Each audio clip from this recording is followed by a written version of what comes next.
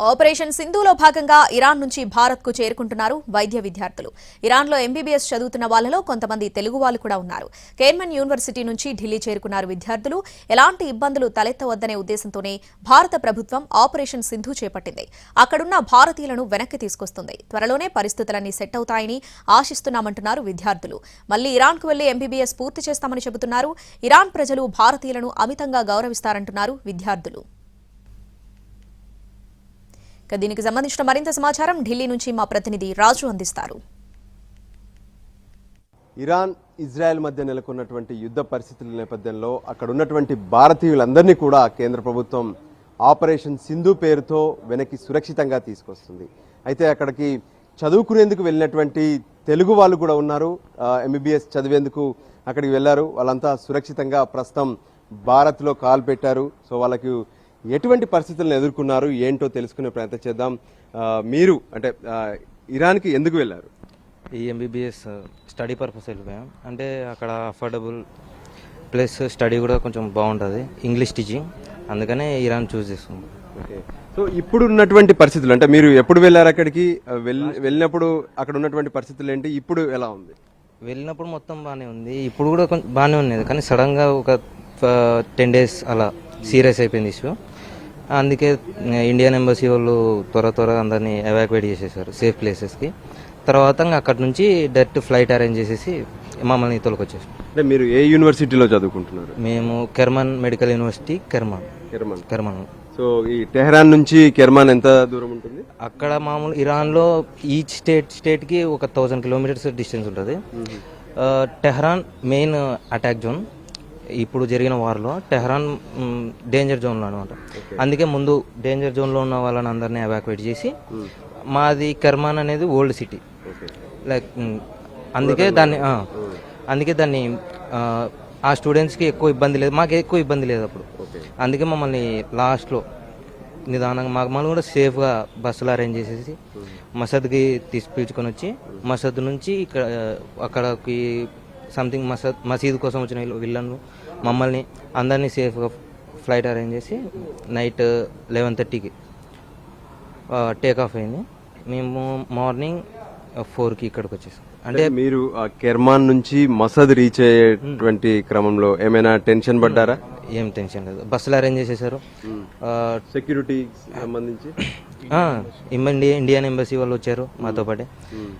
Plus అదే food arrange చేసేసారు వాళ్ళే. మాకు సేఫ్టీగానే వచ్చేసింది అంతా, మాకేం ఇబ్బంది లేకుండా. అంటే అంత లాంగ్ జర్నీ 1000 kilometers కదా, అలా ఏం లేకుండా బస్ అరేంజ్. ఎన్ని గంటలు పడుతుంది అట్లా మీకు కెర్మాన్ నుంచి టెహరాన్ రావడానికి? 16 hours పట్టింది త్రూ బస్. 16 hours జర్నీ అయినా మాకు ఏమంతగా స్ట్రెయిన్ కాకుండా బాగా అరేంజ్ చేసింది. అంటే ఇప్పుడు అలా బస్సులన్నీ వస్తున్నప్పుడు అంటే మీ ఒక బస్ మాత్రమే ఉందా, కొన్ని గ్రూప్స్ ఆఫ్ ఇంకా బస్సెస్ ఉన్నాయి? మొత్తం 6 buses. Each bus like 30 people 35 people ఉన్నారు ఒక్కొక్క బస్సులో. మొత్తం ఇండియా నుంచి కాశ్మీర్ మేము మొత్తం.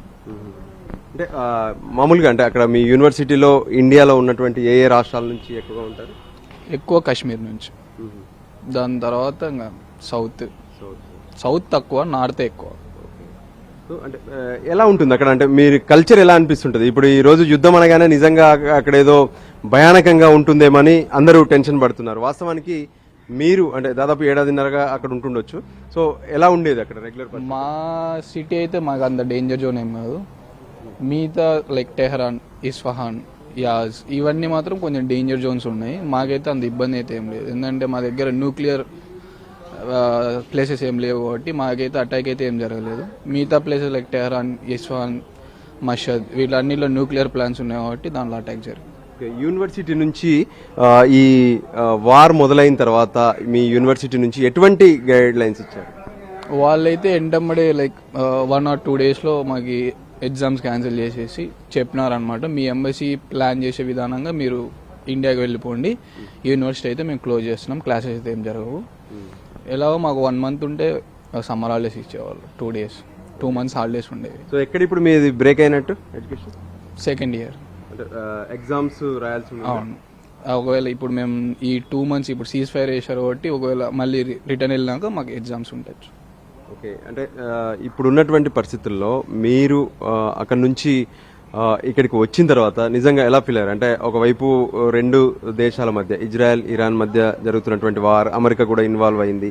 దీని మీద లోకల్స్ కూడా ఏం మాట్లాడుకుంటున్నారు అసలు అక్కడ? మాకైతే ఎక్కువ ఇబ్బంది అయితే ఏం లేదు, ఎందుకంటే వాళ్ళ సివిలియన్స్ మీద అయితే ఏం అటాక్ జరగలేదు. ఓన్లీ వాళ్ళ మెయిన్ టార్గెట్ వచ్చేసి మిలిటరీ బేస్, న్యూక్లియర్ ప్లాంట్స్, ఇవి మాత్రమే వాళ్ళ అటాక్. సివిలియన్స్ మీద అయితే అది ఇబ్బంది ఏం చూపలేదు. ప్లస్ ఇండియన్స్కి వాళ్ళు చాలా రెస్పెక్ట్ ఇస్తారు. మాకైతే ఇబ్బంది అయితే ఏం లేదు అక్కడ. కానీ వాళ్ళు లైక్ ఇంకా సిచ్యువేషన్ సీరియస్ అవుతుందనే విధంగా మమ్మల్ని ఎవాక్యుయేట్ చేసి పంపించేసి. అంటే మిమ్మల్ని ముందు యూనివర్సిటీ నుంచి ఎక్కడికి షిఫ్ట్ చేశారు? ఫస్ట్ కెర్మాన్ నుంచి మషద్కి షిఫ్ట్ చేశారు. లైక్ అక్కడ నుంచి బస్సెస్ అరేంజ్ చేసినారు, టోటల్ లైక్ 5 బస్సెస్. అక్కడ నుంచి మషద్కి వచ్చి మషద్లో ఒక రోజు మొత్తం స్టే చేసినాం హోటల్లో. ఇండియన్ ఎంబసీ వాళ్ళే ఫుడ్ మొత్తం వాళ్ళే ప్రొవైడ్ చేశారు. ఆ నుంచి ఈరోజు నైట్ ఫ్లైట్ ఉండింది. 11:10కి స్టార్ట్ అయినాం, పొద్దున మార్నింగ్ 4కి దిగినాం. అంటే 5 అవర్స్ జర్నీ ఎంత ఉంటుంది మీకు ఇరాన్ టు ఇక్కడికి? ఇంకా తక్కువ, లైక్ 3:20 minutes పడుతుంది, 3 hours 20 minutes మ్యాక్సిమం.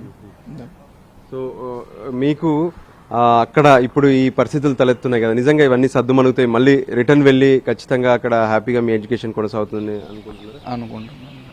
మళ్ళీ 2 months తర్వాత అండ్ 3 months తర్వాత మళ్ళీ వెళ్ళి మా స్టడీస్ మేము కంటిన్యూ చేస్తాం.